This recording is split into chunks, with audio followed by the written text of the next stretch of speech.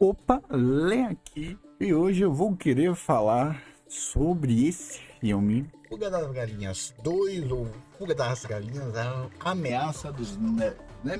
Assistir, sinceramente, eu acho que o meu choque de ver uma continuação de uma animação, de uma das minhas animações favoritas, do nada, assim, acho que saber que esse filme existe mesmo depois de tantos anos e uma animação que fez parte da minha infância tá voltando, eu acho que eu não posso não falar pra vocês que era impossível não gostar desse filme, completamente impossível.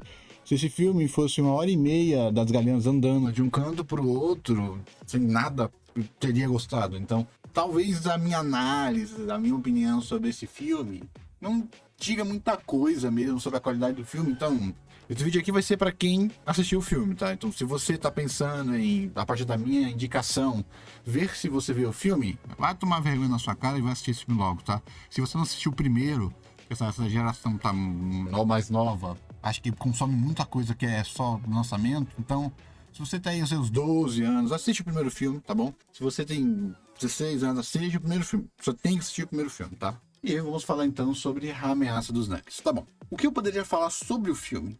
Eu poderia ficar aqui meia hora só elogiando tudo que eu gosto do filme. E pra você ver como é que eu sou fã, quando eu era criança, eu simplesmente ia na locadora todo final de semana e pegava a fita VHS, né? Pra colocar no videocassete e assistir esse filme. Ao ponto que eu até achava, quando anunciaram esse filme, eu fui ver se realmente existiu fita VHS, né? Desse filme. E sim, existiu. Então, essa minha memória que eu tenho de ir na locadora, de pegar a fita e assistir, é uma memória real, né? Não é uma falsa memória que às vezes pode acontecer. Então, eu literalmente, se eu falar assim que eu assisti esse filme mais de 50 vezes, não é mentira. E não é só um filme da minha infância, é um filme que cresceu junto comigo. É um filme tão profundo e tão bem feito, o primeiro filme, que eu assisti quando era criança e gostei. E quanto mais eu assistia, quanto mais eu envelhecia, mais eu gostava do filme. Tanto do que o filme é, só por ele mesmo, sem nenhum contexto histórico, tanto com a crítica dele, quanto o próprio período histórico que ele está representando. Então, é um filme, eu diria até, se eu puder, objetivamente muito bom.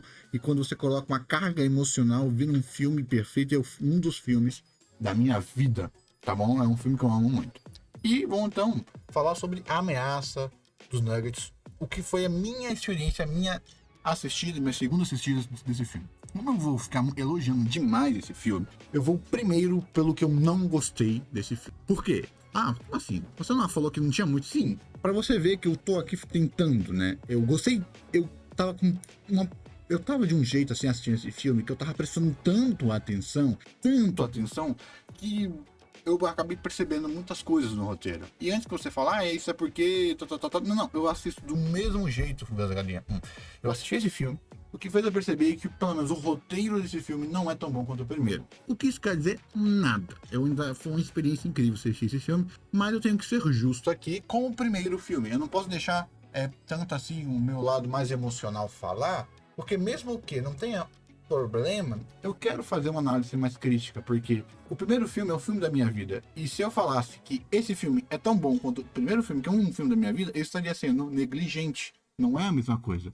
É que eu gosto tanto do primeiro filme, que até esse filme não sendo tão bom, um pouquinho do carisma do primeiro filme foi sugado por esse filme aqui, tá bom?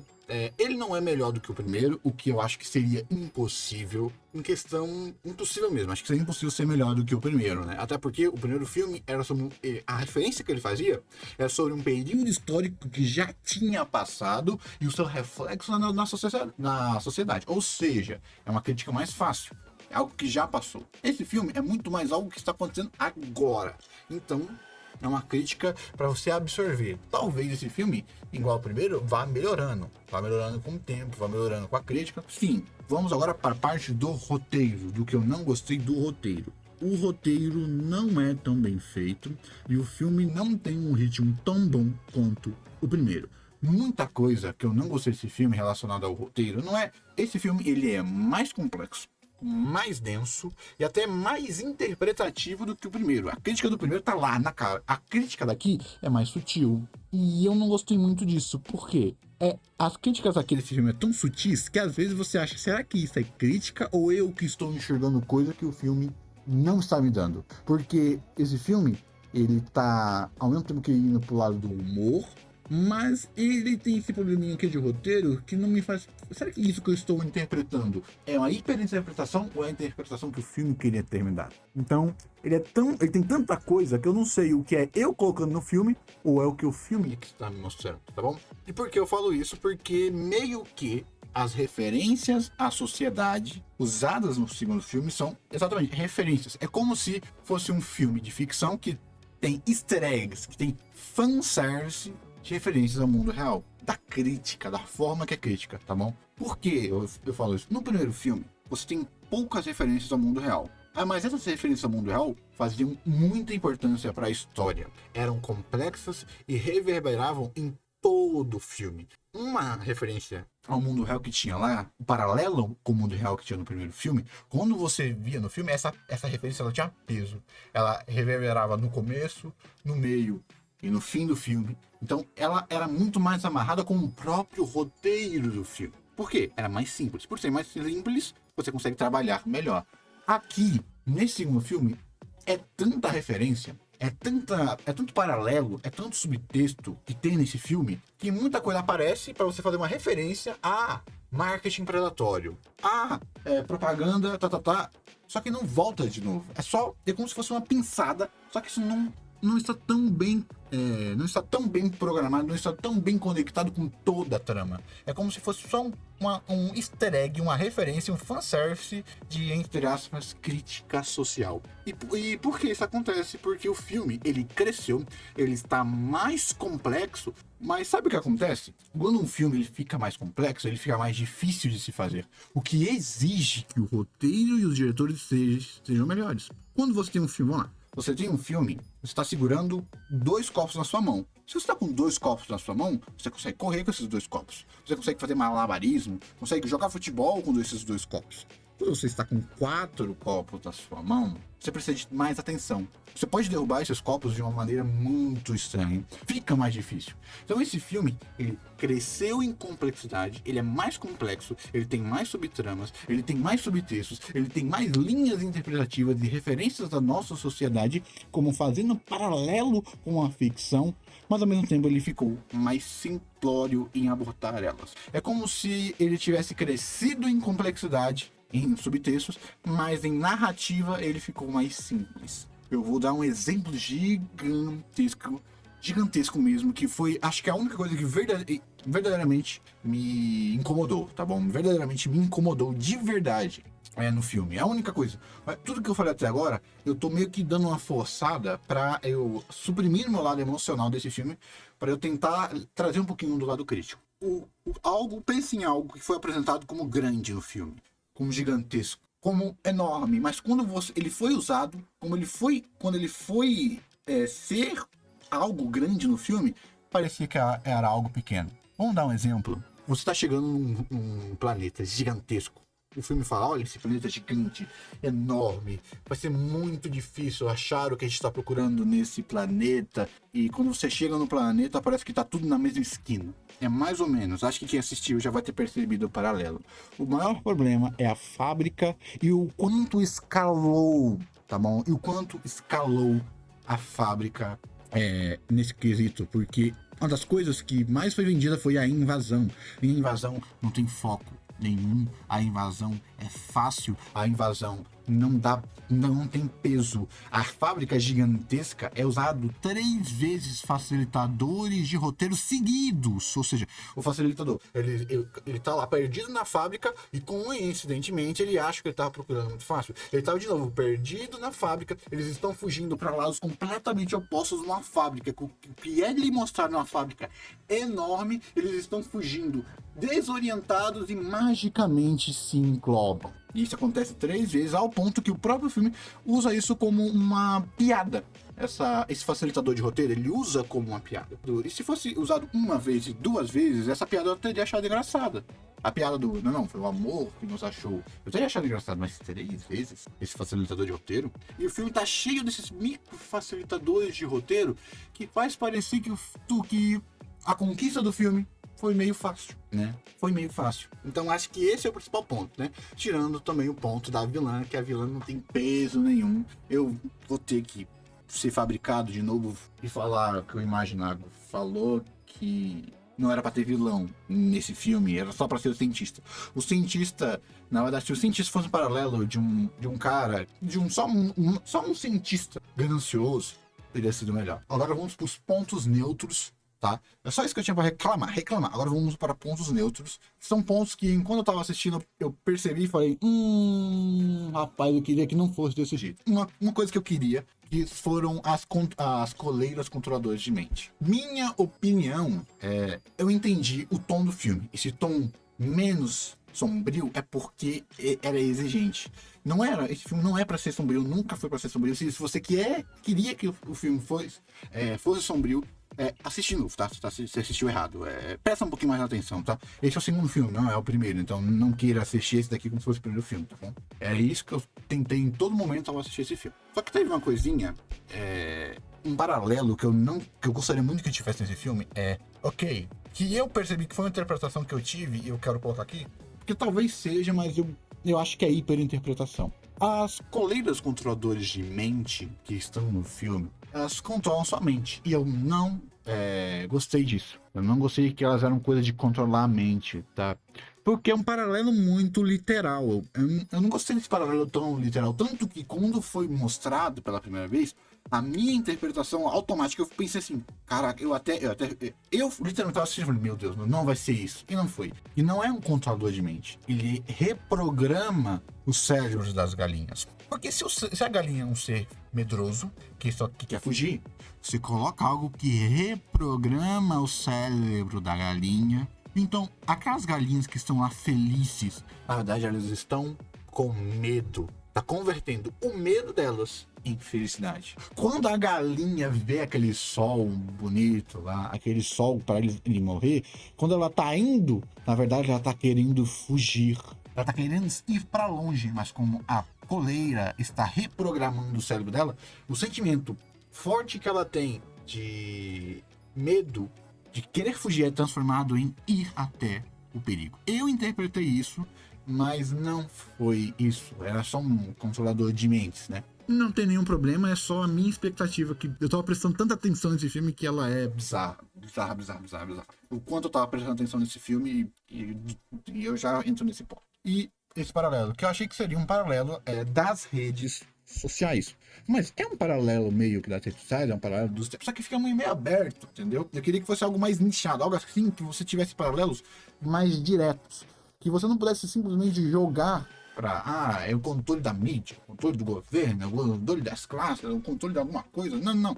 Eu queria que fosse algo mais focado para essa geração, que é essa geração que está tendo o cérebro reprogramado pela dopamina, pela forma que o cérebro está sendo reprogramado por causa das redes sociais, do excesso de prazeres, da falta de microtraumas para a formação cerebral da pessoa. Então, quando eu vi isso, eu pensei, vai ser isso, e não foi. Tá? Mas aí eu confesso que esse é um erro meu, foi uma expectativa minha, foi até mesmo uma hiperinterpretação minha que tive do filme, tá bom? Eu não acho que seja uma interpretação tão errada que eu poderia ter, mas dado que o filme me apresentou, eu acho que essa é só uma hiperinterpretação mesmo, não tem como eu falar que essa é uma das interpretações do filme. Eu nem quero trazer várias interpretações, porque uma coisa boa desse filme, que eu posso dizer é que como ele é aberto, ele dá margem para fazer várias interpretações, então é melhor fazer várias interpretações. Agora que eu já rasguei, falei que eu tinha que falar mal desse filme, meu amigo, que experiência gostosa, os primeiros minutos desse filme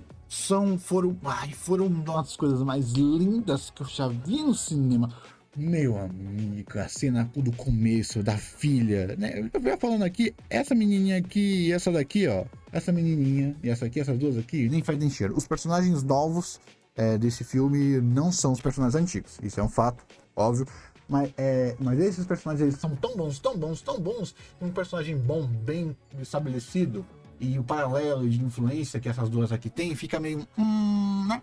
É um personagem 10, ó, 10, 10, 10, 10, 10, 10, aí 9, 9. Aí meio que puxa um pouquinho para baixo, né? Mas nada contra, por isso que eu não tô colocando como ponto negativo, porque aí não é um ponto negativo, é porque esses personagens aqui, que a gente já conhece, que a gente já se importa, são muito mais emocionantes para nós, tá bom? Meu amigo, que cena maravilhosa. Eu vou falar uma coisinha. Quando eu era criança, essa personagem me irritava muito. Eu não gostava da voz dela. Eu não gostava dela ser esse arquétipo de personagem burro. Eu simplesmente olhava ela e detestava. Eu detestava ela quando eu era criança. Quando eu cresci, eu passei a gostar um pouco dela. E anos se passaram, né?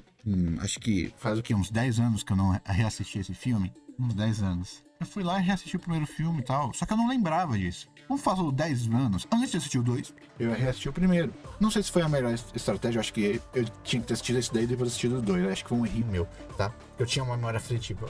Mas eu não lembrava que, no momento da minha infância, eu não gostava da voz dela. Quando eu fui assistir o segundo, quando ela falou, cara, eu quase chorei, porque foi uma volta no passado pro presente, e você tá vendo uma nova aventura desses personagens que foram tão importantes para a sua infância, para a sua formação, de uma história que é muito importante para você, para personagens que não existem, mas você gosta tanto deles, que você trata eles como se fossem seus amigos. Né? E isso é característica de uma obra que lhe marcou muito. Ele não existe, você sabe que eles não existem, mas você se importa com eles. Você quer ver o bem deles, você torce por eles, né? Filmes são mentiras, e quanto melhor a mentira, melhor o filme.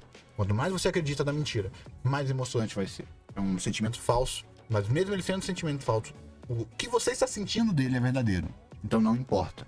Isso que é entretenimento, é isso que eu tive com esse filme. E quando eu ouvi a voz dela, eu lembrei. Eu não tinha lembrado no primeiro filme que eu não gostava da voz dela. Quando eu era criança, eu passei a gostar. Aí deu esse link na hora que eu tava assistindo o filme, eu simplesmente quase chorei. De verdade.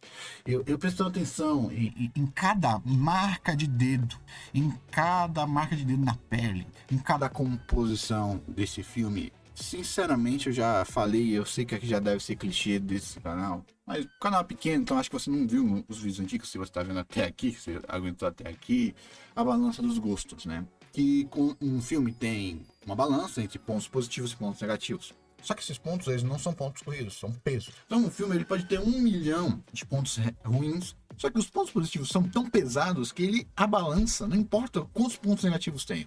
Isso, em algumas obras é bom, e outras obras é ruim, porque às vezes as empresas usam a sua nostalgia, usam isso para fazer filmes ruins, para estragar franquias, para fazer coisa ruim, para usar a sua nostalgia, a sua imagem afetiva contra você. E esse filme não fez isso de longe, coisíssima nenhuma, tá? Só não é um filme tão bem amarradinho, tão bem feito quanto o primeiro, mas não tem problema. É algo novo, é algo até mesmo necessário. Esse filme, ele é necessário. Esse filme é para nova geração. Esse filme não é para eu estou adulto, barbado. Não, é para a nova geração. É para a crítica dessa geração. E talvez esse filme, daqui a uns 10 anos, ele fique ainda melhor, porque tudo que ele está dando aqui vai ficar ainda mais claro. E simplesmente é uma experiência incrível. Eu não tenho o que falar, né? Eu gostei desse filme, né?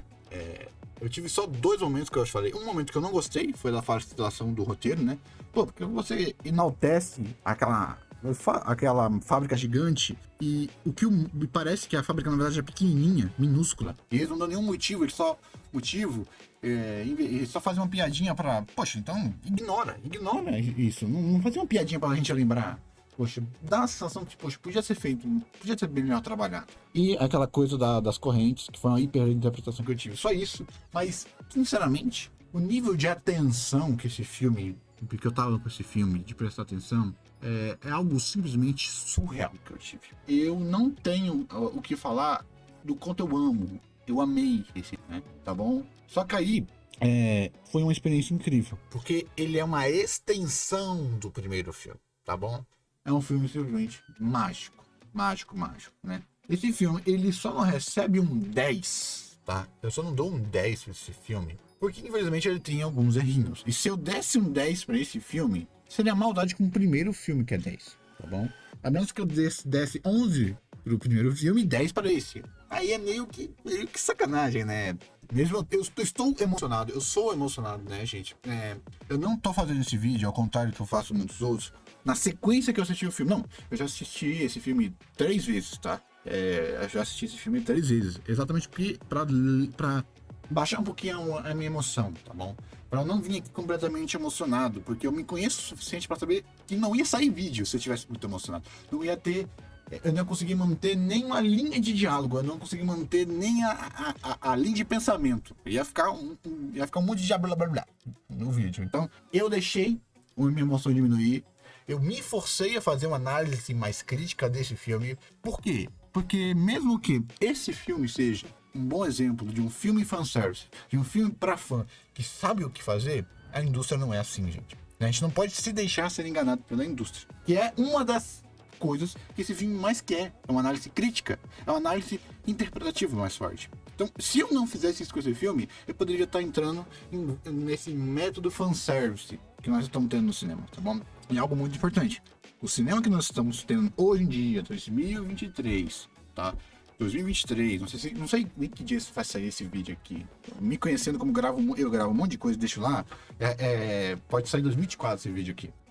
O momento que nós estamos vivendo é um momento que esse filme, infelizmente, tem um pequeno probleminha de que é um momento onde as empresas, as mídias e os grandes monopólios de entretenimento mais estão usando e abusando da nostalgia. A nostalgia não é um artifício, ela é uma arma, é uma ferramenta. E se eu me deixasse vencer pela nostalgia, eu estaria empobrecendo a própria análise crítica que esse filme quer fazer. Não, eu não posso me deixar nisso. E esse filme é, na verdade, um exemplo de como você faz uma continuação. De como você faz algo. Não é caça-níquel, não é feito só para ganhar dinheiro. É uma crítica válida. Esse filme, para mim, a única parte desse filme que é feito para fã é o começo. O resto é para essa geração. É para essa geração. E por isso, tá? Esse vídeo é bem especial para mim. E eu fiz ele pensando bem, né? Ao ponto que esse filme, eu literalmente tava querendo fazer roteiro, tá? Eu tenho aqui um roteiro escritozinho. Eu não fiz ele porque aí eu já acho que é demais. No momento desse canal eu não quero fazer roteiro. É algo até mesmo psicológico para eu levar esse canal aqui. Mas eu tava querendo fazer roteiro. Eu, literalmente, esses pontos que eu fiz aqui, eu fiz um roteirozinho para eu abordar. Mas eu não tô seguindo o roteiro. Eu estou falando de bate-pronto, da minha cabeça. Porque mesmo que eu esteja suprimindo as minhas emoções para dar uma análise mais crítica desse filme, eu não posso negar as minhas emoções. Como eu falei, entretenimento é uma mentira bem contada. É um sentimento falso que continua sendo verdadeiro, porque o que você está sentindo ainda é um sentimento verdadeiro. Então, simplesmente, é isso aí que eu tenho que falar sobre esse filme. Então, eu tratei esse filme com a máxima interpretação que eu posso ter. E esse filme, ele é muito importante pra mim, e eu fico muito feliz que ele exista. E, sinceramente, só assistam, tá, pessoal? Fala aí. Como eu já falei que esse vídeo é pra quem já assistiu, porque eu tô falando pra você assistir, você já assistiu. Mas compartilha aí a sua interpretação desse filme, do que você achou. Se essa minha interpretação que eu tive do filme, ela é comum ou não, porque ao contrário de muitos filmes onde eu consumo vários vídeos sobre o filme, eu literalmente só assisti do Imaginago. Porque ele tava fazendo uns vídeos sobre Fuga das Galinhas e eu quis assistir o vídeo do Imaginago. Eu não quis formular a minha opinião por outros tipos de vídeo. Eu acho que isso nem é meio saudável, né? Meia contar a história que eu tô fazendo aqui, mas não me importa tanto. Eu só quero falar, tá? Esse filme, ele não falou só com o meu lado criança. Conseguiu me fazer pensar bastante. E acho que até ele me fez até mesmo pensar demais. Mas muito obrigado por você até assistir, tá bom? Obrigado, falou, tá? Lê editor aqui, né, no final. De novo, né, tô editando esse vídeo e simplesmente levou, como eu falei, 2024, né? E esse aqui vai ser o primeiro vídeo do ano, né? Eu tô trabalhando aqui nele, já vou lançar ele aqui agora, já editei ele tá aqui. E como primeiro vídeo do ano, não tem nada melhor do que ser esse filme. Ser sobre esse filme, esse maravilhoso filme, né? E ele ser um tributo, não é? Eu tenho vários filmes de várias animações importantes para minha vida e Fuga das Galinhas está no topo dela.